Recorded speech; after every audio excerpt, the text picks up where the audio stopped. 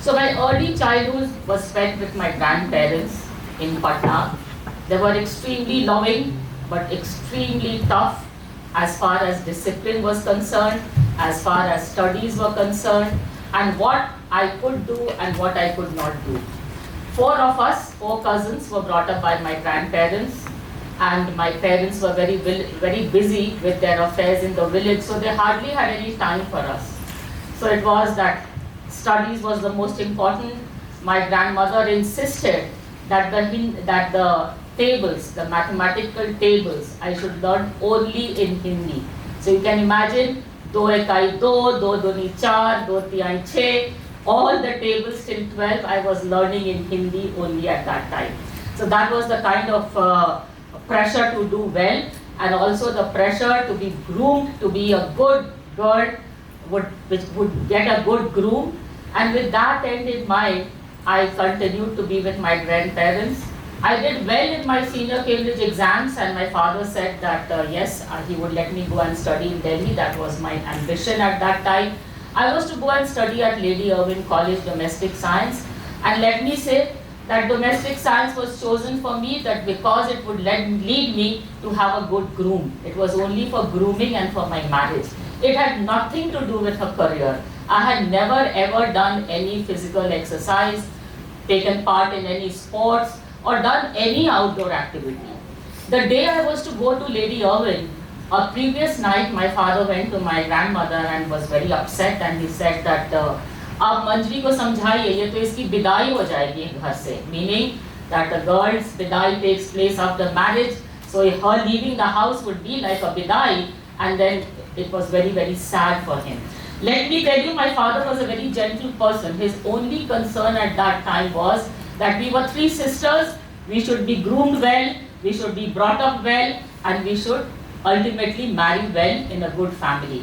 So there was nothing I was not taught. I was taught cooking, sewing, embroidery. I was the best in my class for embroidery, stitching, cooking, painting, music, anything which a girl needs to learn, I was taught everything. Now, when I was not allowed to go to Lady Irwin College, my father insisted that I should study in an all-women's college in Patna. So I was studying in Patna Women's College, a very good and a prestigious college, but they offered only English honors, in which I was not interested, but because they only offered English honors, I was compelled to study that. So by the time I was in first year, my marriage was fixed. By the time I reached second year, my marriage had hopelessly broken down. If you ask me today why I got married so quickly and why the marriage broke, I really have no answers, because at that young age of 19, it was nothing. I did not have much understanding of what was expected from me and what was not right, or why my in-laws behaved with me the way they did behave. But here is the turning point in my life, and I like to share this, that how this particular challenge was turned into an opportunity. I came back from this broken marriage. My father wanted to take me back to Patna, but I put my foot down and I said, no, enough is enough. I'm going to now take charge of my life. So I decided to study in Delhi University, and enrolled myself for MA English, and also enrolled myself for coaching at the famous Rao Study Circle. Some of you might have heard of it, for coaching in the civil services. I decided to take the civil services exam, not because I knew much about it, but I thought it was a very prestigious exam. That's all I thought about. Mr. Rao was a very tough taskmaster. He made sure that I coached well. I read all the books he had prescribed, because so far I had no inkling about anything competitive. But I must admit, and I share this with many young aspirants, that a coach is so important if you want to take a civil services or any competitive exam. And I did qualify for the IPS. There was bedlam in the house when the results came out. My father said that, oh, she's such a delicate girl. How can she do a daroga's job? You know what a daroga is? A sub-inspector of police. He said it is impossible. He cannot see me in a police station. Kiran Bedi had qualified in 1972, and there were hardly any women in the police at any level. You would not see women constables or women sub-inspectors doing patrolling or managing traffic. A woman in pant and shirt was a rare sight. But I decided to take the plunge and went for my training. My father said, oh, just go there, see and come back. No need for you to stay at the police academy. When I went there, I found there were 5 other girls, all determined to complete their training. One batchmate was with 2 daughters. And I thought, if she can do it, why can't I do this training? The IPS training, let me tell you, is one of the toughest training. It starts at 6 o'clock in the morning with PT, parade, drill with arms, and after that a brief breakfast and straight back to the indoor classes of Indian Penal Code, Criminal Code, the Evidence Act, all kinds of heinous offences being investigated, forensic science, forensic medicine. The subjects are endless. We have 500 laws, everything has to be read and understood. Afternoon you would have horse riding, motor driving, wireless training, and late in the evening we had to play 4 games which the constabulary plays in the police force, and that is football, hockey, volleyball and basketball. The evening would end with lecture sessions again with visiting faculty or visiting guests who came from all over India. Now I would find this training extremely tough, isn't it? Having no background of any physical work. But let me share with you that in the academy I think I was born again. I took charge of my life. I was extremely enthusiastic and happy doing everything. Though my shoulders were frozen, my legs were hurting, my ankles were swollen, I did not give up. I continued slogging for 1 year. I was extremely happy that I did well in my training there, and I competed with all the men. We were 106, 100 men and 6 women. Finally, I arrived in Bihar, and to my horror, with so much of enthusiasm, I thought I was coming back to my state and I'm going to work here and put in all my sincere and hard work. The DG put waters over all my aspirations. He said, Bihar is not a place for a lady officer to work. I am going to get the files of Kiran Bedi, and then I'll decide. While all my batchmates were sent for their police training, field training, I was asked to wait. Fortunately, after a few days, he decided to post me under the Senior SP Patna for training, and I continued being trained by the Senior SP Patna and the DIG at Patna.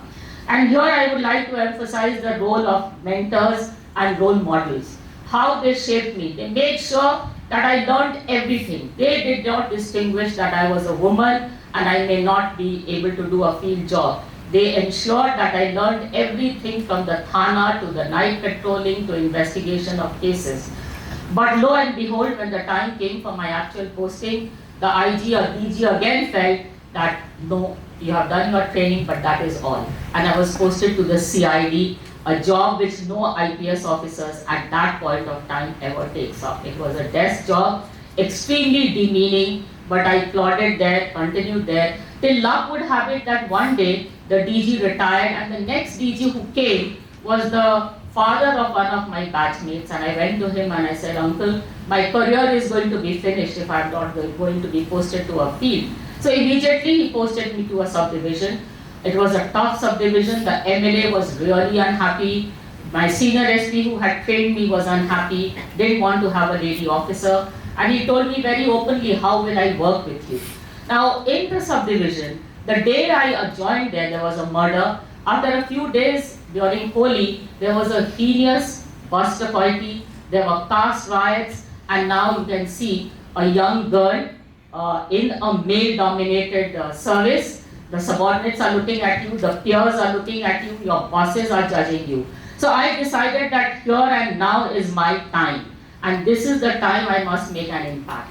So I went to everything with a passion. I solved that murder case. The bus dacoity case was solved in 48 hours, for which I got a letter of appreciation. And as a young SP, to get a letter of appreciation from the DG is like, you've achieved something so big. And when I finished my tenure here, the MLA, I believe, told the senior SP, and the senior SP called me and told me in his office that the MLA had asked the DG that henceforth only women officers should be posted in his subdivision, and he did not want any men there. So that was a good thing for me. But again, the DG felt, now there's another DG. He says, okay, you've done a subdivision, why should you now do a district? So back to the CID. So back to a table job, back to pushing files, and just mopping the whole day, reading files after files and making comments for senior officers to see. But as luck would have it, if you remember, the Bhagalpur blindings took place that time.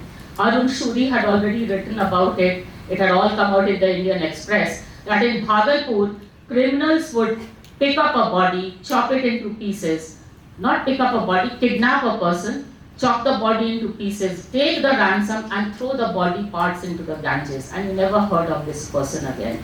So crime was rampant and police officers decided that the best way to handle this was to gouge out the eyes and pour acid.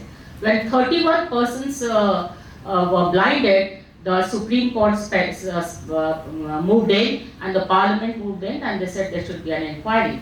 So when I went to do the inquiry along with the DIG, the public was shouting slogans against us and we were making inquiry against our police officers.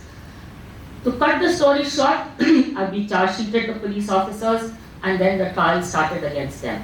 After this, I was posted finally to a district and I went to Bokaro Steel City. It had its own challenges. It was a public sector undertaking. You had labor problems, you had law and order problems. And as luck would have it, Mrs. Gandhi was assassinated and we had a huge anti-Sikh riots. During those days, I was on leave when the riots took place and the person who was in charge could not handle the situation. And when I came back from my leave, immediately after hearing what had happened, the entire town was burning. We had 69 deaths and so many dead bodies. But when I arrived, I thought everybody would tear me to pieces. But I must say that human feelings are so different. The women clung to me and told me, and madam, why did you leave us? Because you went away from here, look what happened to us. And that really touched my heart. And I decided, okay, what has happened, but I'll try my best to alleviate their sufferings and do my best to do whatever I can to rehabilitate them. So the job I did there was appreciated by even the Ranganath Mishra Commission, how I did the rehabilitation and how I managed all their police cases. After Bokaro Steel City, I did not look back. I was picked up by Mr. Julius Ribeiro to become Assistant Director Training at the National Police Academy where you train IPS officers. So 5 years I was there. I must have trained 500 IPS officers, and today I can say with a lot of pride that almost in every state and every paramilitary force today, there are IPS officers heading it who were my probationers, including the DG of Himachal Pradesh. He was my probationer, and I look at all this as a reward for whatever I have done. So after the police academy, as I said, I never looked back. I was recalled to Jharkhand when the state of Jharkhand was created. It was a unique experience. I then went on to work in the CISF and the CRPF, all very, very male-dominated services. And I continued to do well in all my postings. After my retirement, I have been working, as you just heard. Now, I want to just share with you a few points which I think has helped me in facing the challenges in my life. The first thing I want to say is that knowledge is power. At this point of time, learn everything. Learn every rule and regulation. That only will give you respect. That only the subordinates want to understand whether you are fair and just. Remember that the chair is never important. The person who sits on that chair and makes a difference for people is the person who is important. So I have learned from my mentor that the chair will never be important. Be important as a person. Anything you do, please do it with a lot of passion, lot of honesty, sincerity. Do not think that, oh, this is just a job. Anything which is assigned to you, the smallest job, the most challenging job, bring a passion to it. For women, I want to say that there will be gender discrimination. Accept the discrimination, but don't run away from it. There is no need to copy men. Be feminine, be firm, be sympathetic, be humane. That is what is expected of women, and bring a fresh breath of life to any job you do. A woman manages many roles. You have to learn to manage roles. You will be a mother, a wife, a daughter-in-law, a parent. You have a career. Learn to enjoy all your roles. Thrive versus survive. And finally, I would like to say that do always have a mentor and a role model. The few things which I would like to end with is that practice humility. Humility is important. Treat others as you would like them to treat you. Mental integrity. Please put a lot of premium on your mental integrity. It is always good to say, oh, I don't take any money. Money is a thing to handle, but your mental integrity to do the right thing with a victim or anybody else who has come to you for help is very important. And then finally, I would like to say that the last and the best is that be yourself, listen to your heart. We can all reach the top, but it takes character to stay there. Unless you think about yourself, I'm sure you cannot move ahead in life. Think of what you want to contribute to society and what you want to give back to society, which has given you so much. Thank you.